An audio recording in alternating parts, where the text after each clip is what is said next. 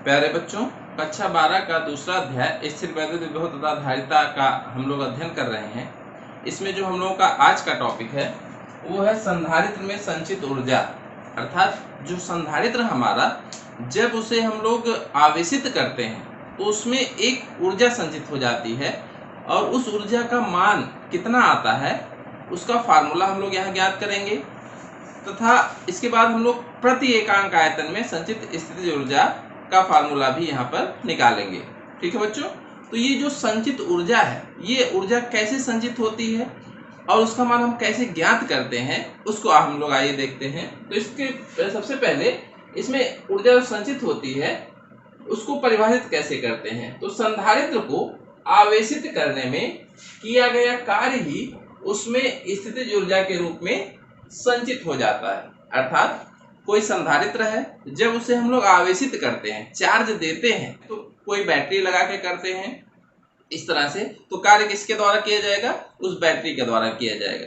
तो उसको आवेशित करने में जितना कार्य बैटरी करेगी, अर्थात जितनी ऊर्जा वो खर्च करे जो बैटरी, वही उसमें क्या होता है? संधारित्र में संचित हो जाता है। हम लोग जानते हैं कि ऊर्जा क्या होता है? ऊर्जा का स्थानांतरण करते हैं, अर्थात बैटरी ने अपनी ऊर्जा किसको दे दी? संधारित्र को दे दी। तो इस तरह से हम लोग उसको आवेशित करने में किए गए कार्य की गणना करेंगे। ठीक है बच्चों, तो अब हम लोग उसको उस फार्मूले का यहाँ डेरिवेशन करेंगे। तो वो कैसे होता है? तो हम मान लेते हैं यहाँ पर एक संधारित्र है, ये संधारित्र हम लोग जानते हैं, समांतर प्लेट संधारित्र की ही बात करेंगे, वही हमारे सिलेबस में है। एक समांतर प्लेट संधारित्र है जिसकी दोनों प्लेटें हैं ये, ठीक है, ये पहली प्लेट, ये दूसरी प्लेट, और इसकी धारिता हमने मान लिया C है। इसकी धारिता जो संधारित्र के है, कितनी धारिता का संधारित्र है, वो कितनी धारिता का है? C धारिता का संधारित्र है। हमने बताया था कि जैसे ये हमारा संधारित्र ये हमको दिया गया है, तो इसकी धारिता निश्चित हो जाती है कि कितनी धारिता का ये संधारित्र होगा। तो इसकी धारिता क्या हो गई? C हमने मान लिया। इसकी धारिता अब नहीं बदलेगी, इसकी धारिता फिक्स रहेगी। तो इसको ऊर्जा देने में अर्थात आवेशित करने में कितना कार्य करना पड़ेगा, ये हमको निकालना है। तो अभी ये संधारित्र हमारा आवेशित नहीं है। ठीक है बच्चों, तो आवेशित नहीं है तो इसके अंदर कोई भी ऊर्जा संचित नहीं है। आवेशित नहीं होने का मतलब है इनकी प्लेटों पर कोई भी आवेश अभी नहीं है, प्लस या माइनस नहीं है। ये दोनों प्लेटें जो है ये क्या है? उदासीन प्लेटें हैं। ठीक, अब इसको हम कैसे चार्ज करते हैं? तो हम क्या करते हैं बच्चों, हम यहाँ पर लगाते हैं बैटरी। यहाँ से क्या करते हैं, एक बैटरी कनेक्ट कर देते हैं दोनों प्लेटों से। यहाँ से एक हम बैटरी लगा देते हैं, ये बैटरी हमने लगा दिया जी, प्लस और माइनस। तो जैसे ही बैटरी हम लोग लगाते हैं तो बैटरी क्या करती है? वास्तव में बैटरी का काम क्या होता है? बैटरी का काम आवेश नहीं प्रदान करना होता है। बैटरी क्या करती है, यहाँ इसके भीतर, यानी ये जो दोनों प्लेटें हैं जिनको हमने बैटरी से कनेक्ट किया है, इनके आवेश, इनके भीतर जो मुक्त इलेक्ट्रॉन है, इन सबको चलाना, अर्थात आवेशों के प्रवाह को बनाए रखना जिसे हम कह सकते हैं, वो बैटरी का काम होता है। ठीक है बच्चों, तो जैसे हमने यहाँ बैटरी लगाई तो बैटरी क्या करती है? तो इसका चूंकि ये प्लस टर्मिनल है, तो हम लोग जानते हैं ये जो प्लेट होती है ये हमारी क्या है? चालक प्लेटें होती हैं। तो चूंकि चालक है तो इसके भीतर बहुत सारे मुक्त इलेक्ट्रॉन होते हैं। तो जैसे ही हम यहाँ बैटरी जोड़ते हैं प्लेटों के बीच, यहाँ से इलेक्ट्रॉन, चूंकि इसके भीतर मुक्त इलेक्ट्रॉन है, पहले ये बाहर नहीं जा सकते थे, लेकिन यहाँ तार लग गया, ये भी हमारा क्या है? चालक है। तो यहाँ तार से हो करके ये इलेक्ट्रॉन कहाँ जाते हैं? यहाँ आ जाते हैं। तो अब चूंकि ये इलेक्ट्रॉन यहाँ से निकल गए इस प्लेट से, तो इलेक्ट्रॉन क्या होता है? ऋण आवेशित होते हैं। तो अगर यहाँ से निकल के आ गए यहाँ पर, तो ये क्या हो जाता है? ये हमारी प्लेट क्या हो जाती है? धनावेशित हो जाती है। ये वाली प्लेट हमारी क्या हो जाती है? ये वाली धन आवेशित हो जाती। क्यों हो गई? अब आपको समझ में आ गया होगा, क्योंकि यहाँ से इलेक्ट्रॉन निकल के यहाँ आ गए। ठीक है, तो जैसे यहाँ से इलेक्ट्रॉन निकल के यहाँ आते हैं, वैसे ही यहाँ से इलेक्ट्रॉन, इसके ऋण प्लेट से इलेक्ट्रॉन निकल के कहाँ चले जाते हैं? यहाँ चले आते हैं। ठीक बच्चों, तो जितने इलेक्ट्रॉन यहाँ से यहाँ आए उतने इलेक्ट्रॉन यहाँ ऋण प्लेट से निकल करके यहाँ जाते हैं। तो अब यहाँ इलेक्ट्रॉन की कमी हो गई, तो इसलिए ये प्लेट क्या हो गई? हमारी धनावेशित हो गई, और यहाँ पे इलेक्ट्रॉन और पहुंच गए। पहले ये उदासीन था और इलेक्ट्रॉन पहुंच गए, तो ये प्लेट क्या हो गई? ऋण आवेशित हो गई। तो अब ये हमारा ये प्लेट क्या हो गई? ऋण आवेशित हो गई। ये तो इस तरह से ये कैपेसिटर जो अधिकतम चार्ज हो सकता है वो चले जाते हैं जितनी इसकी धारिता होती है। तो अब हमने देखा कि जितने इलेक्ट्रॉन यहाँ से यहाँ आए उतने इलेक्ट्रॉन यहाँ से यहाँ गए, तो जितना उन इलेक्ट्रॉनों के कारण जितने इलेक्ट्रॉन गए होंगे उनका जो आवेश बनेगा वो हम लोग जानते हैं कैसे निकालना है, Q बराबर N इंटू E से हम लोग निकाल लेंगे। तो जो आवेश बनेगा अर्थात उतना आवेश धन आवेश इस पर आ जाएगा और उतने ही इलेक्ट्रॉन यहाँ पहुंचे तो उतना ही ऋण आवेश यहाँ पर आ गया। तो वो हमारी प्लेट क्या हो जाती है, ये धन आवेशित प्लेट और ये ऋण आवेशित प्लेट। तो ये और दोनों पर क्या होगा, बराबर और विपरीत आवेश हो जाएंगे। तो अगर इस पर प्लस Q आवेश है तो इस पर हमारे क्या हो जाएंगे, माइनस Q हो जाएंगे। तो इस तरह से अब ये हमारा संधारित्र क्या हो गया, आवेशित हो गया। अब इस यहाँ से हम बैटरी हटा लेते हैं, यहाँ से हम बैटरी हटा देते हैं और बैटरी हटा देंगे तो ये हमारा आवेशित संधारित्र हो गया। तो अब आपको समझ में आ गया होगा संधारित्र को कैसे हम लोग आवेशित करते हैं, इस पर प्लस Q और माइनस Q चार्ज कैसे आ गए। अब ये संधारित्र हमारा आवेशित हो गया है तो हमको क्या करना है, अब इसके भीतर कितनी ऊर्जा संचित हो गई। ठीक है, हमारा मेन मतलब क्या है, ऊर्जा से होता है एट लास्ट। तो इसके भीतर कितनी ऊर्जा, संधारित्र के भीतर कितनी ऊर्जा संचित हो गई, कब संचित हो गई, जब हमने इसको Q आवेश दिया। इसके पहले हम लोग पढ़ चुके हैं कि संधारित्र पर जो कुल आवेश होगा उसको हम क्या कहेंगे, जो एक प्लेट पर आवेश होगा वही संधारित्र का आवेश होगा। अर्थात इसको कुल Q आवेश देने में कितनी ऊर्जा हमने संचित की। अर्थात अब यहाँ पर हम कहेंगे चूंकि इसकी धारिता C थी, अब हमने इसको कुल कितना आवेश दिया, Q। तो कुल आवेश क्या दिया, कुल आवेश कितना है, Q। तो Q आवेश देने में इसके भीतर संचित जो ऊर्जा है वो कितनी है। ठीक है बच्चों, तो इसको हम लोग इस फार्मूले का डेरिवेशन करेंगे। तो जब सबसे पहले जब हमने संधारित्र लिया था तो उस पर कोई आवेश था, उस पर कोई भी आवेश नहीं था बच्चों।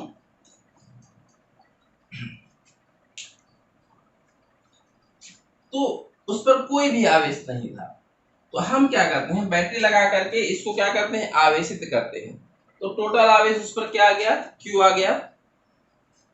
तो इसको आवेशित करने में किए गए कार्य की गणना हम कैसे करेंगे, यही चीज हमको निकालनी है। तो इसको आवेशित करने में किए गए कार्य की गणना के लिए सबसे पहले आपको एक दो छोटे छोटे जो फार्मूले बताए गए हैं वो याद होने चाहिए। विभव वाले चैप्टर में जब हम लोग किए गए कार्य का फार्मूला निकालते हैं तो हम लोगों ने इसके पहले जब ये चैप्टर शुरू किया था तो वहां पर पढ़ा था एक फार्मूला, दो बिंदु हैं A और B, इन दोनों बिंदुओं के बीच आवेश को एक बिंदु से दूसरे बिंदु तक ले जाने में किए गए कार्य की गणना हम लोग कैसे करते हैं।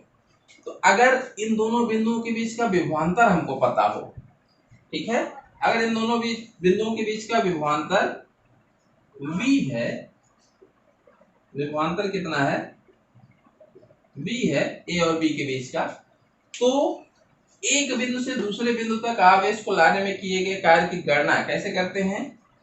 हम लोग एक फार्मूला हमने पढ़ा था, V बराबर W/Q। ठीक है, V क्या है, दोनों बिंदुओं के बीच का विभवांतर है, और W क्या है, B से A तक ले आने में किया गया कार्य, और कितना आवेश हम ले आ रहे हैं उससे हम लोग डिवाइड कर देते हैं।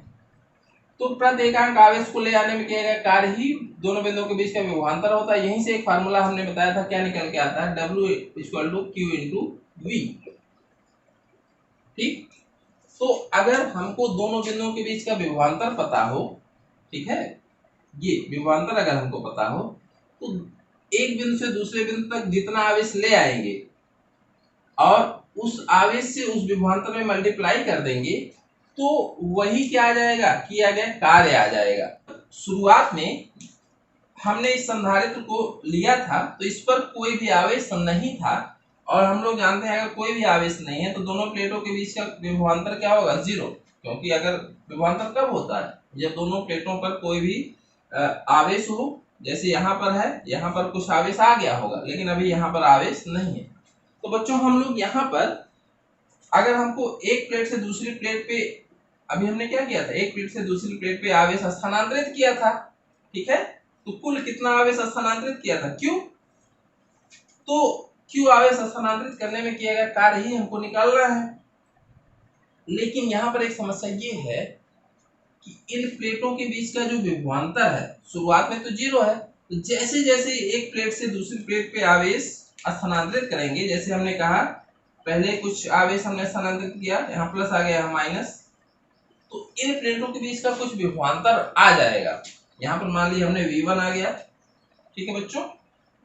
तो अब V1 विभवांतर आ गया दोनों प्लेटों के बीच का, तो किए गए कार्य की गणना हम करेंगे।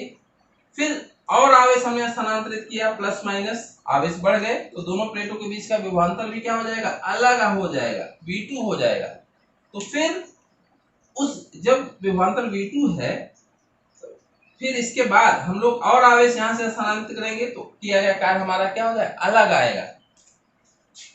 फिर और आवेश हम स्थानांतरित करना चाहते हैं, तो अब दोनों प्लेटों के बीच का विभवांतर V3 हो गया होगा। तो अब इसके बाद जब हम आवेश स्थानांतरित करेंगे, फिर हमको क्या हो जाएगा, किए गए कार्य की गणना फिर हमारी दूसरी हो जाएगी। ठीक है, कहने का अर्थ मतलब ये है कि जैसे जैसे यहाँ से आवेश हम इस प्लेट पे दोनों प्लेटों के बीच स्थानांतरित करेंगे, दोनों प्लेट के बीच का विभवांतर क्या हो जाएगा, बदलता जाएगा।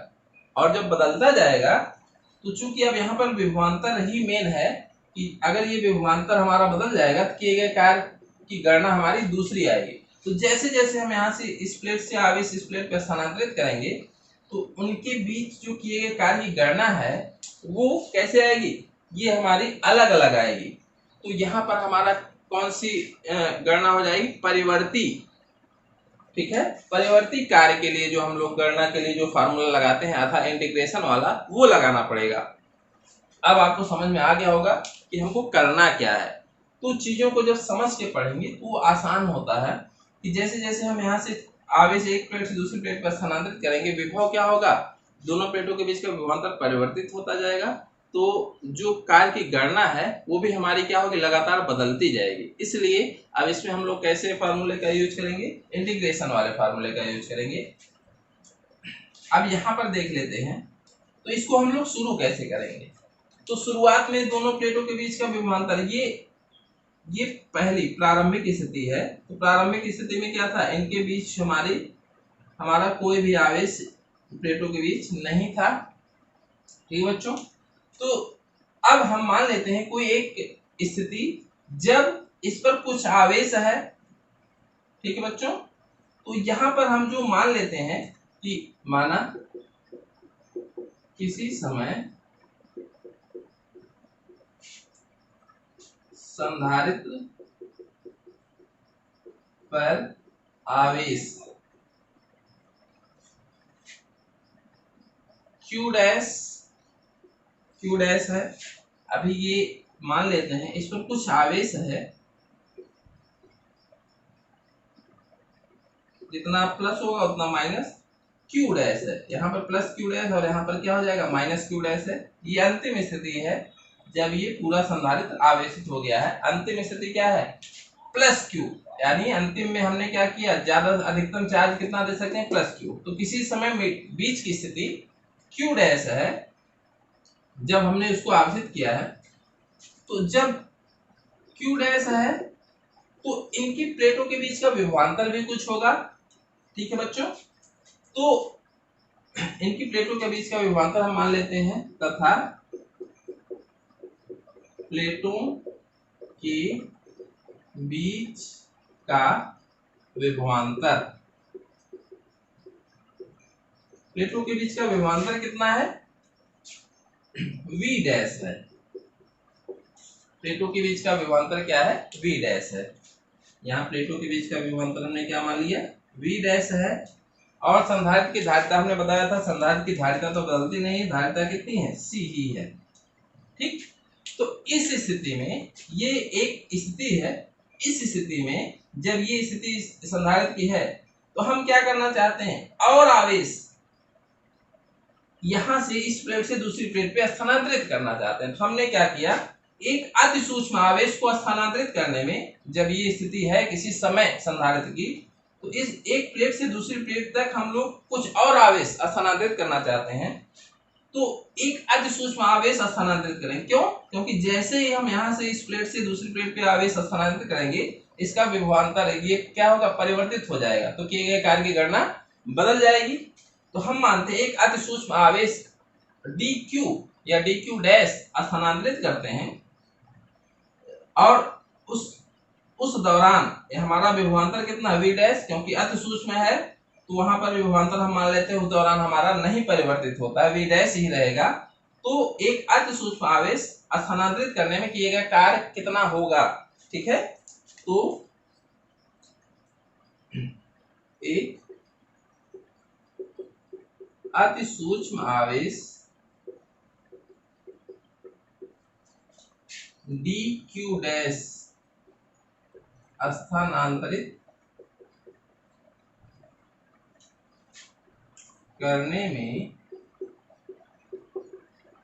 किया गया कार्य, तो किया गया कार्य अब ये हमारा फार्मूला लगेगा। तो अभी हम लोगों ने क्या पढ़ा था, किए गए कार्य का फार्मूला W बराबर Q इंटू V। तो किया गया कार्य जो होगा वो भी अति सूक्ष्म आएगा, तो यहाँ पर हम लोग उसको लिखते हैं dW, क्योंकि आवेश भी कितना स्थानांतरित कर रहे हैं, बहुत सूक्ष्म, dQ डैश। तो dW क्या आ जाएगा, दोनों प्लेटों के बीच का विभवांतर क्या है, V डैश है, तो Q इंटू V होता है, तो dQ डैश, या चाहे पहले लिख लें V डैश इंटू क्या हो जाएगा, dQ dash, Q into V। ठीक, ये फार्मूला अब आपको समझ में आ गया होगा। और V डैश जो हमारा है, V डैश का मान हम लोग यहां से लिख सकते हैं, कैसे, V डैश का मान हम क्या लिखेंगे, तो हमारा जो एक संधारित्र का फार्मूला होता है, हम लोगों ने पढ़ा था C equal to Q by V। C equal to क्या पढ़ा था, Q बाई V। ठीक है बच्चों, तो यहाँ पर चूंकि धारिता तो बदलती नहीं है, धारिता हमेशा C रहेगी, तो इस समय हम लोग यहाँ पर V डैश को हम लोग चेंज करना चाहते हैं। तो इस समय अगर हम लगाए यहाँ पर फार्मूले में, तो यहाँ पर क्या हो जाएगा, C तो वही रहेगा, Q की जगह क्या लिखेंगे, Q डैश, और V की जगह क्या लिखेंगे, V डैश। तो ये हमारा V डैश हो गया। ठीक है बच्चों, तो अब ये हमारा फार्मूला क्या निकलेगा, इस समय धारिता अगर हमको निकालना तो Q डैश बटे V डैश। ठीक है, तो सूत्र ऐसे लिखेंगे, C बराबर Q डैश बटे V डैश से, V डैश का अगर हमको यहाँ मान रखना है, V डैश बराबर Q डैश बटे C रखने पर, Q डैश बटे C रखने पर ये हमारा हो जाएगा, Q डैश बटे C रख देंगे, तो dW हमारा क्या आ जाएगा बच्चों, Q डैश बटे C into dQ dash, dQ dash. ठीक, अब ये एक अति सूक्ष्म कार्य आ गया, एक अति सूक्ष्म कार्य का फार्मूला आ गया, कब, जब हम लोग एक अति सूक्ष्म आवेश dQ डैश स्थानांतरित कर रहे थे। ठीक, लेकिन हमको कुल कितना आवेश स्थानांतरित करना था, ये चीज अभी हम लोग इसको इंटीग्रेट करेंगे। तो C हमारा क्या नियतांक है, तो ये जो हमारा फार्मूला है, एक अति सूक्ष्म आवेश dQ डैश स्थानांतरित करने में किया गया कार्य, लेकिन हमको कितना आवेश स्थानांतरित करना था कुल। शुरुआत में हमारा जो आवेश था इस पर कितना था, 0 था, तो 0 से बढ़ाकर हमने कितना स्थानांतरित किया था, Q। ये अंतिम स्थिति है, ये क्या है, जब पूर्णतः संधारित्र चार्ज हो गया, जब पूर्णतः आवेशित वाली स्थिति ये है, जब संधारित्र हमारा क्या है, पूर्णतः आवेशित है, तो ये स्थिति है। तो हमारा कितना चार्ज इस पे स्टोर करना था, 0 से लेकर के Q तक, कैपिटल Q इसीलिए लिखा गया है। ठीक है, तो 0 से लेकर के Q आवेश तक, Q आवेश स्थानांतरित करने में किया गया कुल कार्य। ठीक है, उसके लिए हम लोग यहाँ फार्मूला लिखेंगे। तो ये हमारा अति सूक्ष्म कार्य आता है, संधारित्र को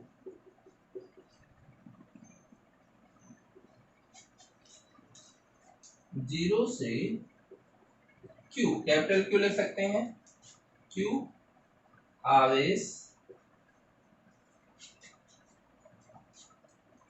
स्थानांतरित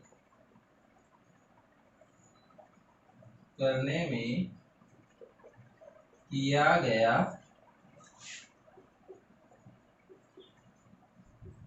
कुल कार्य। बस अगर यहाँ तक आपको समझ में आ गया तो इसके बाद हमारा कुल कार्य निकालेंगे। तो हमने बताया था क्या करेंगे, यहाँ पर समाकलन करते हैं बच्चों। तो समाकलन करेंगे और समाकलन करके बस वही लास्ट ये यहाँ से यहाँ तक इंटीग्रेट कर देंगे, तो वो हमारा क्या आ जाएगा, फार्मूला आ जाएगा। ठीक है बच्चों, तो इतनी चीजें आप लोग नोट कर लें। तो यहाँ से देख सकते हैं बच्चों, ये हम लोगों ने ये फार्मूला लिखा था। तो कुल कार्य के लिए हम क्या करते हैं, इंटीग्रेशन करते हैं और कहाँ से कहाँ तक, यानी संधारित्र में पहले आवेश 0 था और एट लास्ट कितना आवेश हो गया, प्लस क्यू। ये प्लस क्यू चाहे स्मॉल लिखें या कैपिटल लिखें, तो यहाँ पर हमने कैपिटल लिखा है। तो 0 से क्यू तक ले जाना है हमको, आवेश उसको देना है। तो कुल कार्य के लिए हमने बताया था इधर क्या हो जाएगा, सीधे लिख देंगे W। ठीक है बच्चों, और यहाँ पर क्या हो जाएगा, C को हम क्या करेंगे, इंटीग्रेशन से बाहर करेंगे, समाकलन से 0 से Q, Q dash into DQ dash. तो Q DQ या X DX, ये इंटीग्रेशन का फार्मूला आपका आता है X DX करके। तो जो मैथ वाले बच्चे होंगे उनको पता होगा, x²/2 आता है बच्चों। तो यहाँ पर क्या आ जाएगा, Q²/2।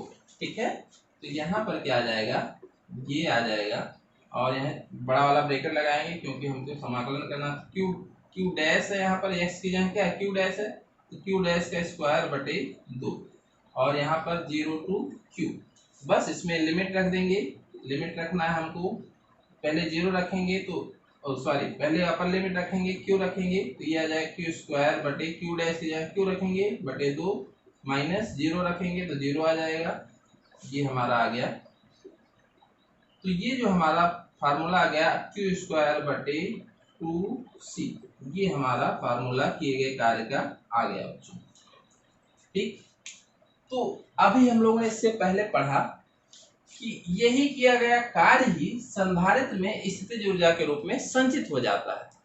ठीक, तो ये किया गया कार्य स्थितिज ऊर्जा के रूप में संचित हो जाएगा। तो इसको हम लोग स्थितिज ऊर्जा को कैपिटल U से दर्शाते हैं।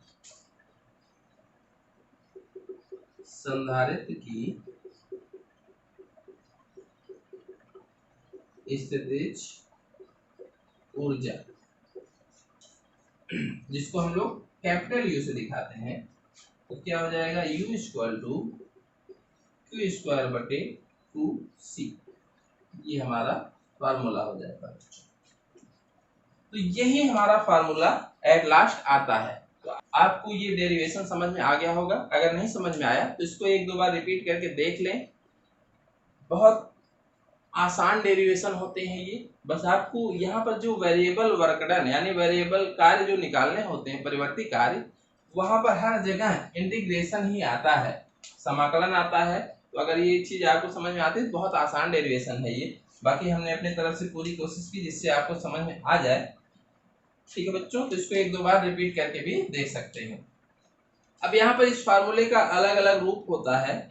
इस फार्मूले को हम लोग ये हमारा एक फार्मूला है, इस फार्मूले को और दूसरे तरीके से भी लिखते हैं। कैसे बदलते हैं, अब यहाँ पर इसको हम लोग एक हमारे पास जो जनरल फार्मूला होता है C = Q/V वाला, यहाँ से हम लोग इसके अलग अलग रूप लिखते हैं। तो चाहे Q का मान रख दें, यहाँ से Q = क्या आ जाएगा, C × V। अब यहाँ से देख सकते हैं तो CV रखेंगे यहाँ पर, तो ये क्या हो जाएगा, C²V², चूंकि Q स्क्वायर है तो क्या हो जाएगा, U = C²V² / 2C। तो C से C क्या हो जाएगा, कैंसिल। तो देख सकते हैं यहाँ पे क्या बचा, ½ CV²। ठीक, ये फार्मूला हमारा एक फार्मूला और बन गया, ½ CV²। जी, और इसी तरह से एक फार्मूला और बनेगा, यहाँ पर C = Q/V जब रखेंगे। अब यहाँ पर इसी फार्मूला में C = Q/V रख दें तो Q/V, V से V कैंसिल हो जाएगा। तो एक फार्मूला और बनेगा इसका, ½ Q × V। इसको आप लोग निकाल लीजिएगा। तो इस फार्मूले के 3 रूप होते हैं। संधारित्र में संचित जो स्थितिज ऊर्जा होती है उसके 3 रूप होते हैं। एक Q²/2C, एक हाफ सी वी स्क्वायर हो जाता है बच्चों, एक होता है हाफ क्यू इंटू वी। तो इसमें जो सबसे इंपॉर्टेंट फार्मूला होता है ये वाला होता है हाफ सी वी स्क्वायर। अच्छा, इसमें संधारित्र में संचित जो स्थितिज ऊर्जा होगी, इसमें इस फार्मूले से उसकी गणना भी आसान होती है। क्यों? यू इक्वल टू जो हाफ सी वी स्क्वायर है, ये सबसे इंपॉर्टेंट फार्मूला है इसका। ये क्यों? क्योंकि इसमें दोनों चीजें हमको बहुत आसानी से पता हो जाती हैं। सी क्या है? संधारित्र की धारिता है जो कि निश्चित होती है, वो हमको पता रहेगा। वी क्या होता है? संधारित्र की प्लेटों के बीच का विभवांतर। तो विभवांतर निकालने के लिए हमारे पास डिवाइस होती है, प्लेटों के बीच हम वो डिवाइस लगाएंगे और दोनों प्लेटों के बीच का विभवांतर विभव मापी से हमको पता चल जाएगा। तो हम किसी भी समय संधारित्र में कितनी ऊर्जा संचित है उसको बता सकते हैं बहुत आसानी से, इसलिए ये फार्मूला सबसे इंपॉर्टेंट होता है। और बाकी क्यू जो है, क्यू की गणना आसान नहीं होती। क्यू क्या है? आवेश होता है। आवेश निकालना तभी हमको पता रहेगा जब इस पे कितने चार्ज स्थानांतरित हुए, तो इसकी गणना चूंकि आवेश की कठिन होती है, तो हमारा सबसे आसान फार्मूला जो संधारित्र में संचित स्थितिज ऊर्जा के लिए होता है वो क्या होता है? Half C V square. और यही इंपॉर्टेंट फार्मूला भी है। ठीक है बच्चों, तो ये चीजें अब पूरा डेरिवेशन हो गया, आप लोग इसको नोट करके इसको तैयार कर लें। बच्चों इसी में एक छोटी सी चीज और है, संधारित्र की प्लेटों के बीच ऊर्जा घनत्व। ठीक, तो अभी जस्ट हम लोगों ने क्या पढ़ा है बच्चों कि संधारित्र की प्लेटों के बीच जो स्थितिज ऊर्जा संचित होती है उसका फार्मूला क्या होता है? U equal to half C V square. ये हम लोगों ने अभी फार्मूला पढ़ा है, U equal to half C V square. U क्या है? प्लेटों के बीच जो स्थितिज ऊर्जा है संचित। सी क्या है? संधारित्र की धारिता। और वी क्या है? प्लेटों के बीच का विभवांतर है। तो हम ये मान लेते हैं ये जो हमारा संधारित्र है इसकी धारिता सी है और इसकी प्लेटों के बीच का विभवांतर वी है, तो इसकी जो स्थितिज ऊर्जा होगी हाफ सी वी स्क्वायर। एक चीज और बहुत इंपॉर्टेंट चीज है कि ये जो ऊर्जा होती है ये कहाँ पर मौजूद होती है? ये बच्चों, तो ये जो ऊर्जा होती है ये प्लेटों के बीच, एक हम लोगों ने पढ़ा था इलेक्ट्रिक फील्ड। चूंकि ये दोनों जो प्लेटें होती हैं ये इस तरह से प्लेटें होंगी, ये प्लेट है, एक पे प्लस चार्ज एक पे माइनस चार्ज। तो हम लोगों ने पढ़ा था कि दो बराबर और विपरीत आवेशित प्लेटें हैं तो इनके बीच क्या होता है? एक इलेक्ट्रिक फील्ड होती है ना। तो ये चीज हम लोगों ने पढ़ी है, ये प्लस है और ये माइनस है, इनके बीच एक विद्युत क्षेत्र स्थापित हो जाता है, ये प्लस से माइनस की तरफ, ये ई होता है। ठीक है बच्चों, तो ये जो इलेक्ट्रिक फील्ड होती है तो प्लेटों की जो ऊर्जा होती है ये विद्युत क्षेत्र में संचित होती है, विद्युत क्षेत्र के रूप में। ठीक है, इलेक्ट्रिक फील्ड के रूप में संचित होती है। तो यहाँ पर एक बहुत इंपॉर्टेंट चीज है, तो ये जो ऊर्जा होती है, ये ऊर्जा प्लेटों के बीच जो ऊर्जा होती है ये विद्युत क्षेत्र के रूप में संचित होती है।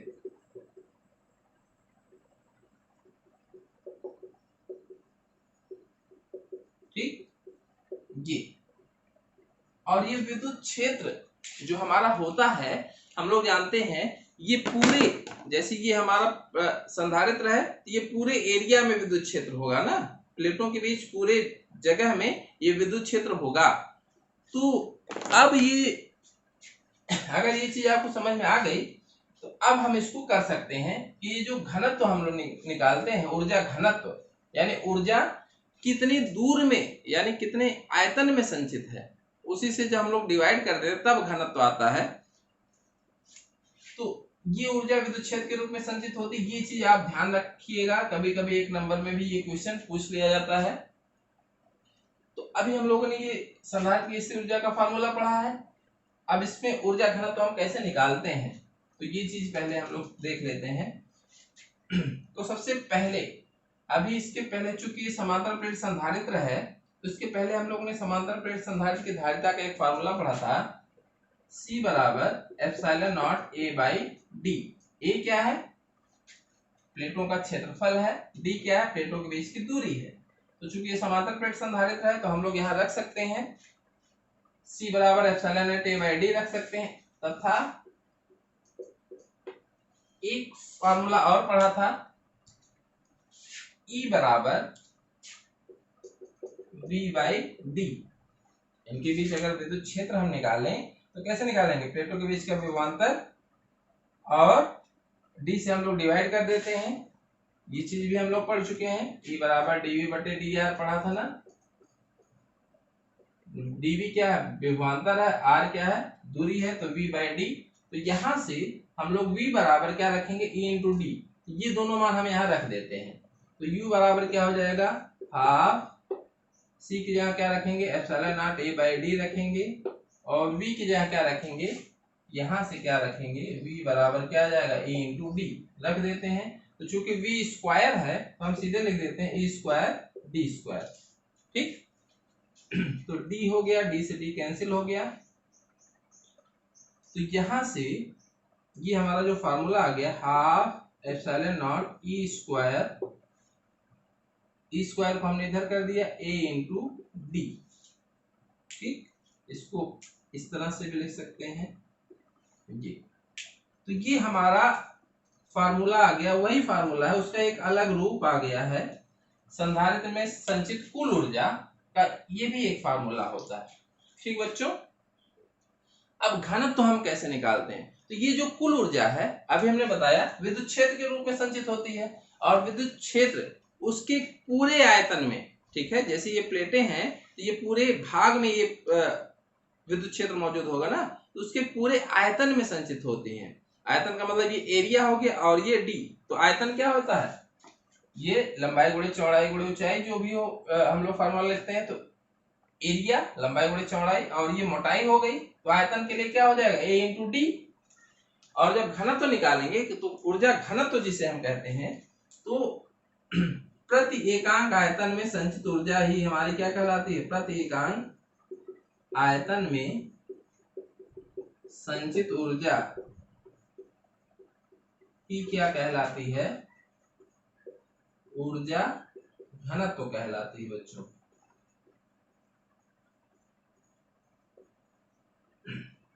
तो ये कुल आयतन में संचित ऊर्जा है, ये क्या है, कुल आयतन में संचित ऊर्जा का फार्मूला है। अगर हम और अच्छे तरीके से कहें तो कुल आयतन में संचित ऊर्जा का ये फार्मूला है। तो प्रति एकांक आयतन में हम A इंटू डी क्या हो जाता है, ये संधारित्र के बीच का आयतन हो जाता है। तो अगर A इंटू डी इधर करें, U upon A into D, ये आयतन से जब हम भाग दे देंगे, ये कुल आयतन में है, तो आयतन से हम लोग जब भाग दे देते हैं तो प्रति एकांक आयतन में संचित ऊर्जा आ जाएगी। तो ये हमारा क्या बन जाएगा, half epsilon not E square. तो ये जो U अपान ए डी है, इसको हम लोग स्मॉल u से लिखते हैं, U बराबर half epsilon not E square. ये एक फार्मूला बनता है बच्चों, स्मॉल u क्या है, प्रति एकांक आयतन में संचित ऊर्जा, ये वाला, जिसे हम लोग कहते हैं प्लेटों के बीच का ऊर्जा घनत्व। इसी को हम लोग क्या कहते हैं, प्रति एकांक आयतन में संचित ऊर्जा को ही क्या कहते हैं, प्लेटों के बीच का ऊर्जा घनत्व।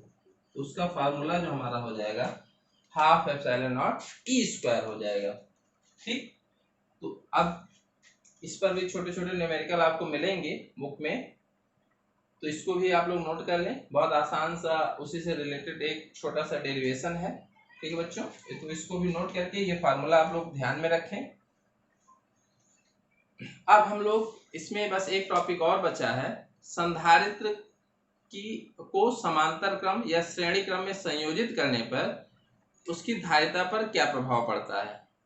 कभी कभी जैसे हम सर्किट में एक संधारित्र ना लगाकर एक से अधिक संधारित्र भी लगाते हैं, तो उसकी धारिता जो है बदल जाती है। तो धारिता कैसे बदलती है उस पर न्यूमेरिकल भी पूछे जाते हैं, और डायरेक्ट ये डेरिवेशन भी पूछ लिया जाता है। तो बस ये लास्ट टॉपिक है, इसके बाद हमारा ये वाला चैप्टर खत्म हो जाएगा।